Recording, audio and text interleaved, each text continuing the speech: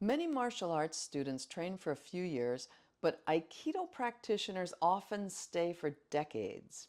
Let's take a look at this. The art keeps revealing new layers for them. So research, by the way, on long-term martial arts training shows improvements in balance, coordination, and mental well-being, even later in life. So first of all, as you train longer and longer, the techniques deepen over time, for want of a better word. You get a deeper and deeper understanding. The timing becomes more refined, more polished, more subtle. You get better at it. And the understanding evolves. You get different insights as you move through the decades. So I've been training for 45 years now, and it's so interesting for me to compare the insights and understandings that I have now with when I was 5th kyu, 3rd kyu, Shodan. It's really, really interesting how this changes. And that's not to say that I was wrong at this time in my development or that time in my development. It was just different. It was a different time for me.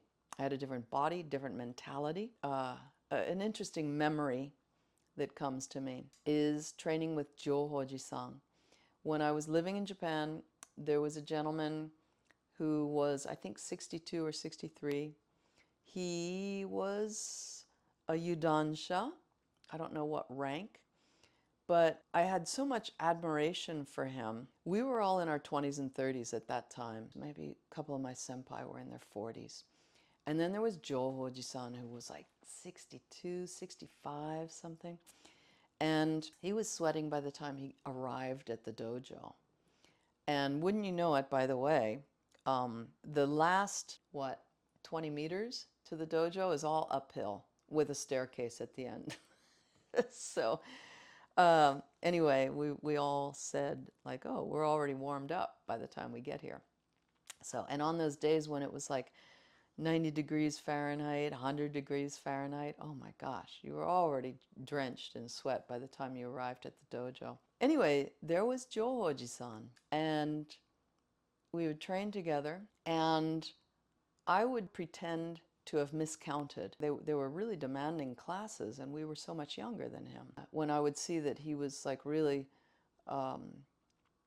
struggling, I would miscount on purpose.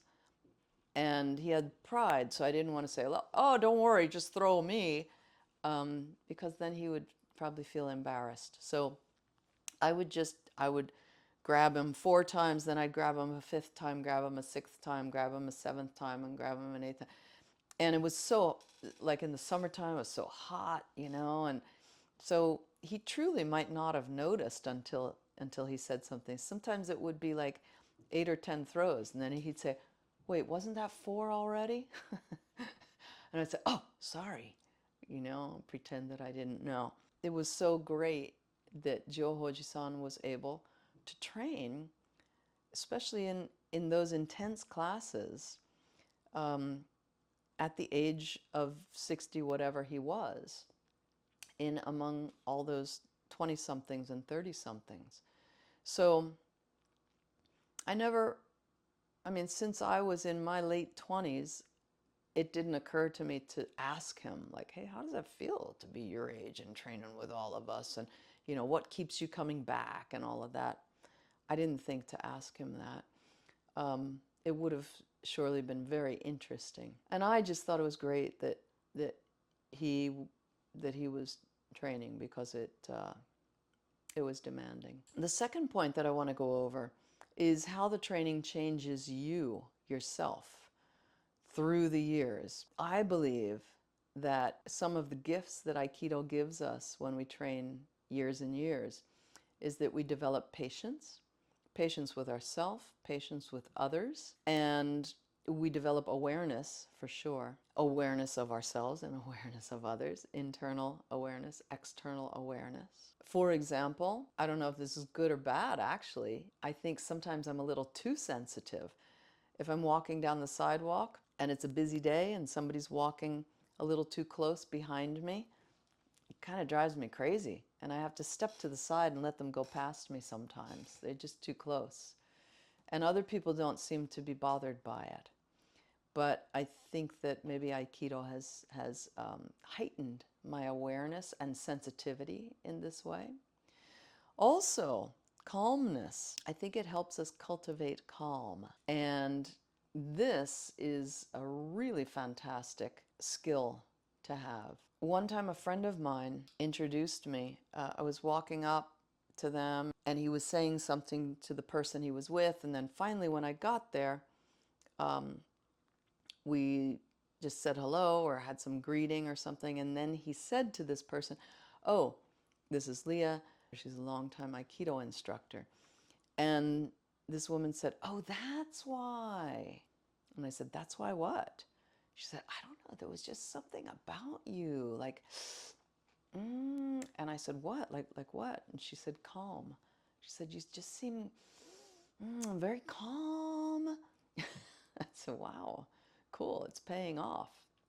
I guess my training is paying off." So that was very interesting. And she didn't do any martial arts, but that was her take.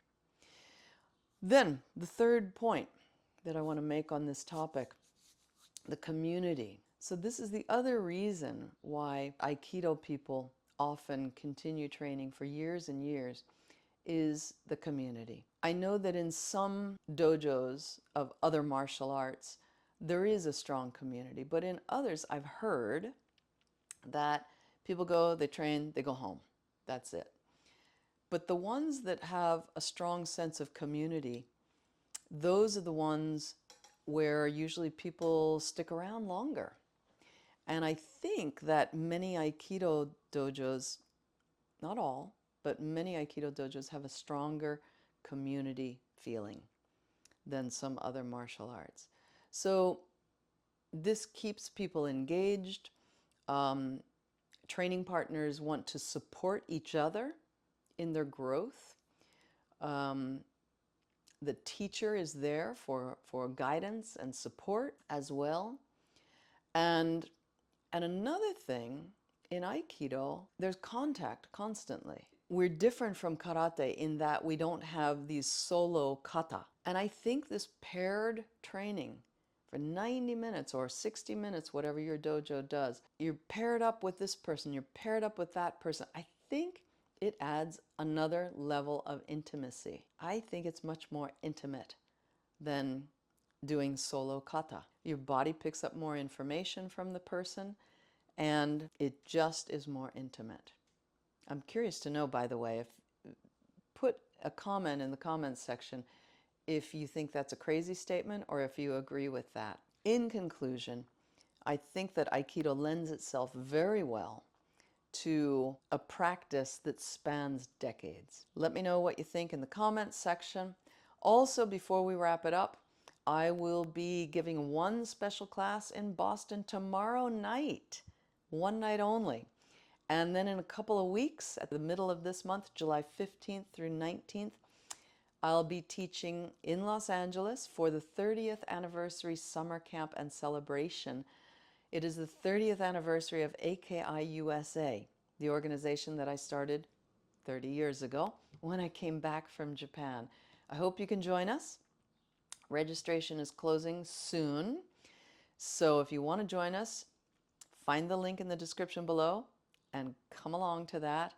I'll be in Shanghai at the end of August, San Diego at the beginning of September. Also in September, I'll be taking a group to Germany, and we'll be training in 4 dojos in 4 cities.